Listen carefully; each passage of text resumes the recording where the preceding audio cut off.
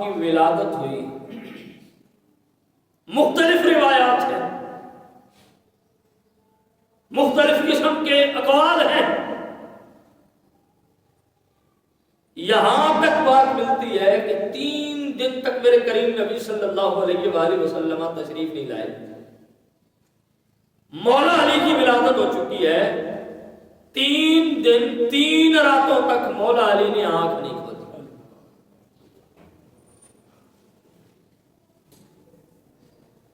حیرانگی کی بات ہے، لوگ حج کے لیے جاتے ہیں، عمرہ کے لیے جاتے ہیں، ہم لوگوں کو بتاتے ہیں کہ خانہ کعبہ کی طرف نظر کرنا بھی عبادت ہے، اور حدیث پاک کے الفاظ ہیں کہ ہم نظرو الی الکعبہ، کہ کعبہ کی طرف نظر کرنا عبادت، یہ عبادت ہے کہ خانہ کعبہ کی طرف نظر کرو گے تو خانہ کعبے کا دیدار کرنا، خانہ کعبے کی زیارت کرنا، یہ عبادت ہے۔ اب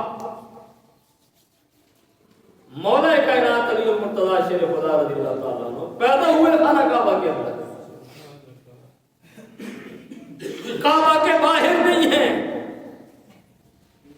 کعبہ کے اندر ولادت ہو رہی ہے۔ اور حیرانگی کی بات یہ ہے کہ اگر آپ خانہ کعبہ کے باہر کھڑے ہو نا،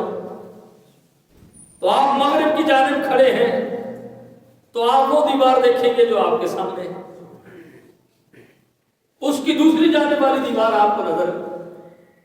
یعنی آپ ایک دیوار دیکھ سکتے ہیں، دوسری طرف جائیں گے دوسری دیوار دیکھ سکتے ہیں، تیسری طرف جائیں گے تیسری دیوار دیکھ سکتے ہیں، چوتھی طرف آئیں گے چوتھی دیوار دیکھ سکتے ہیں۔ اگر آپ کسی کونے پہ کھڑے ہو جائیں،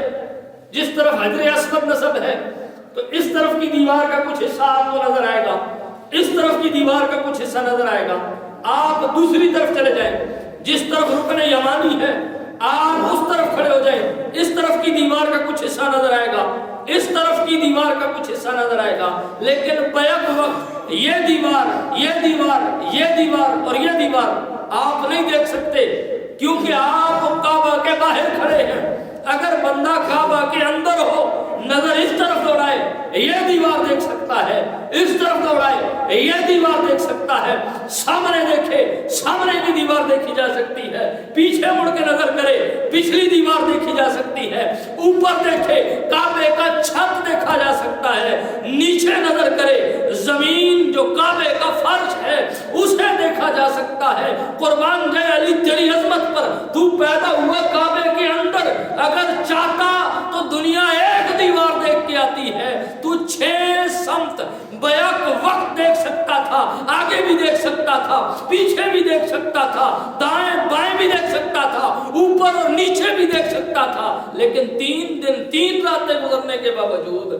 تو نے کعبے کی کسی دیوار کی طرف نظر نہیں کی، کعبے کی چھت کی طرف نظر نہیں کی، اور کعبے کی جو فرش ہے اس کی طرف تو نے نظر نہیں کی۔ 3 دن 3 راتیں گزر گئی، پیدا کعبے کے اندر ہوا ہے، لیکن نہ تو نے آنکھ کھولی ہے نہ کعبے کو دیکھا ہے۔ لوگ بڑے دور دور سے اس نیت سے آتے ہیں کہ کعبہ پر پہلی نظر پڑے گی تو علماء بتاتے ہیں کہ جو دعا مانگو گے وہ پوری ہوگی۔ علی تو کیوں نہیں آنکھ کھولتا؟ فرمایا یہ تب پتا چلے گا جب میں آنکھ کھولوں گا، دنیا جان لے گی کہ علی نے کعبے کو دیکھ کر آنکھ کو کیوں نہیں کھولا۔ حضرت سیدہ فاطمہ بنت اسد فرماتی ہیں 3 دن کے بعد مصطفیٰ کریم نبی صلی اللہ علیہ وآلہ وسلم تشریف فرما ہوئے تو سیدہ کائنات سیدہ فاطمہ بنت اسد پریشان نظر آئیں۔ حضرت مولا کائنات کی والدہ کو پریشان دیکھ کر حضور کریم نبی صلی اللہ علیہ وسلم نے فرمایا چاچی جان پریشان کیوں ہیں؟ کسی کے گھر اولاد پیدا ہو تو وہ خوشی کا اظہار کرتا ہے، اور عربوں کا تو یہ دستور ہے کہ بچے کی ولادت پر تو وہ بڑے خوش ہوتے ہیں، آپ کے گھر بیٹا پیدا ہوا ہے، چاند جیسا حسین بیٹا اللہ نے آپ کو عطا کیا ہے، اور بیٹا پیدا ہونے کے باوجود آپ پریشان ہیں، تو فاطمہ بنت اسد نے اپنی پریشانی کا اظہار اس انداز سے کیا کہ اے میرے بھتیجے، پریشان اس لیے ہوں کہ بیٹا تو رب نے دیا ہے، لیکن 3 دن ہو گئے ہیں، 3 راتیں ہو گئی ہیں، پیدا کعبے کے اندر ہوا ہے، لیکن ابھی تک اس نے آنکھ نہیں کھولی۔ میرے کریم مصطفیٰ نبی رحمت صلی اللہ علیہ وآلہ وسلم نے فرمایا چچی دکھاؤ تو صحیح۔ حضرت سیدہ فاطمہ بنت اسد نے مولا علی کو اٹھایا، دست مصطفیٰ پہ رکھا، جو ہی دست مصطفیٰ پر علی آتے ہیں، دست مصطفیٰ پر آنے کی دیر تھی، وہ جو آنکھ 3 دن 3 راتوں تک نہیں کھلی تھی، جو ہی چہرہ مصطفیٰ سامنے آتا ہے علی آنکھیں کھول دیتے ہیں۔ سبحان اللہ، سبحان اللہ، کیا اور یہ مولا کائنات کا پیغام تھا دنیا کو کہ ہم مصطفیٰ کے دیوانے مصطفیٰ سے اتنا پیار کرتے ہیں کہ کعبہ سامنے بھی ہو، کعبہ بعد میں دیکھتے ہیں، پہلے چہرہ مصطفیٰ دیکھتے ہیں۔ اور حضرت علی المرتضیٰ نے آنکھ نہ کھول کے دنیا کو بتا دیا کہ تم تو کہتے ہو کہ علی کعبے کی طرف